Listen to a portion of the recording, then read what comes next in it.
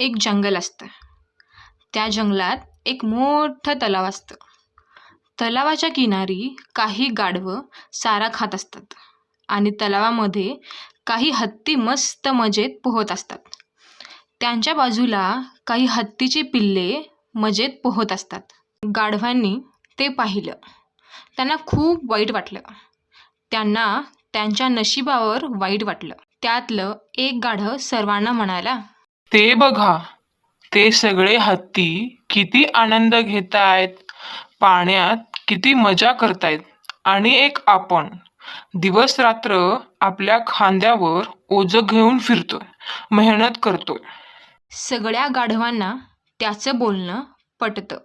म्हणून ते जोशमध्ये येऊन आपापली दोरी तोडतात आणि तलावात उतरतात. थोडा वेळ खेळून सगळे गाढव तलावाच्या जरा आत जातात. त्या ठिकाणी पाणी पूर्णपणे खोल असते. त्यात ते सगळे बुडू लागतात आणि मदतीसाठी ओरडू लागले. वाचवा, वाचवा, आम्हाला कोणीतरी वाचवा.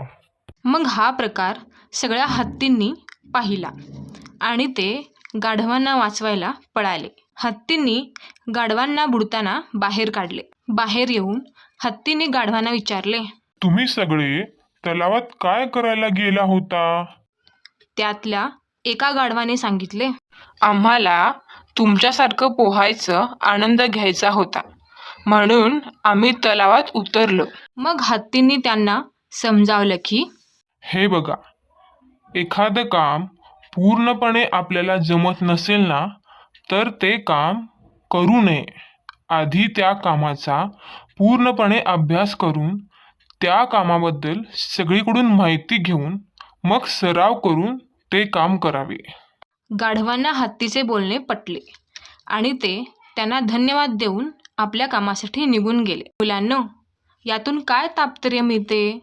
कोणतेही काम करण्याच्या अगोदर त्याचा सराव करावा, अन्यथा फजिती होते. असेच मनोरंजक गोष्टी बघण्यासाठी माझ्या चॅनलला सबस्क्राईब करून घ्या.